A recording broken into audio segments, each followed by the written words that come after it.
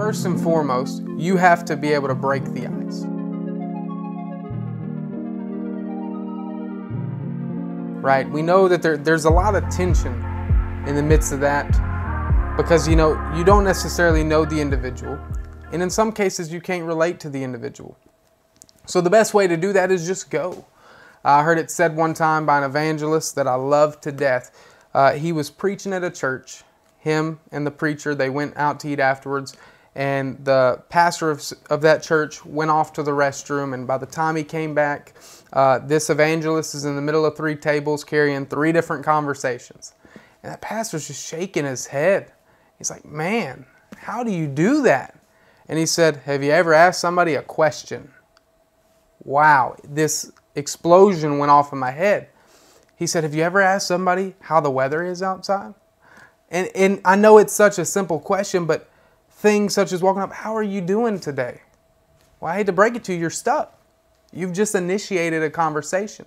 And now you can control that situation to where the destination is, which ultimately is reaching that soul with the gospel.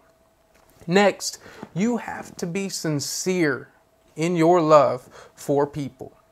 Jesus made a solid point whenever he said, if you love him, you will feed his sheep.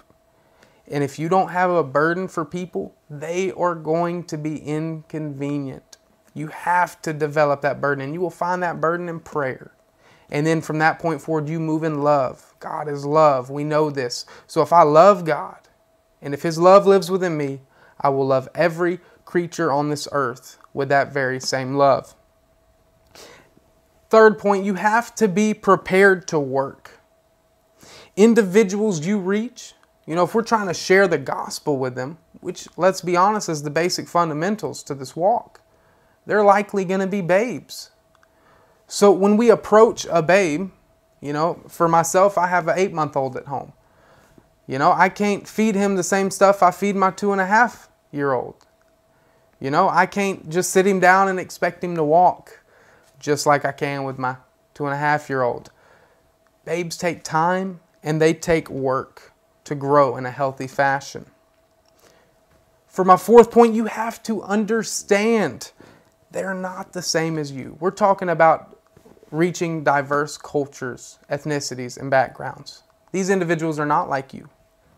That is the point of this resource, to reach someone that's not like you. And when you understand that, I need you to understand that you should not expect them to be the same as you. Individuals that you reach will come with different talents, different desires. They will have different skill sets. And we don't need to mold them to be just like us. We need to incorporate that into the body. Thank you for watching our video today.